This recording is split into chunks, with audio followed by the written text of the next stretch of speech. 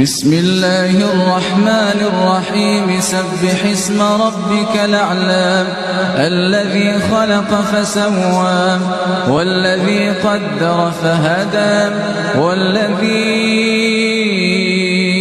أخرج المرعى فجعله غثاء দুষ্ট বউ সারাদিন স্বামী বন্ধু রাস্তাঘাটে পরিশ্রম করলো, সারাদিন পরিশ্রম করে রাত্র যখন হলো স্বামী স্ত্রী বন্ধু একই বিছানায় চলে গেল।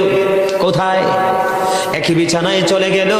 স্বামীর মনে চেয়েছে স্ত্রীর সাথে বন্ধু একটু প্রেমের আলাপ করবে, তাদের দুজনকে ভালোবাসা ভাগাভাগি করে দিবে। এবার বন্ধু আমি ভেঙে না বললে আপনারা বুঝবেন না, সত্য কথায় কোনো লজ্জা নাই।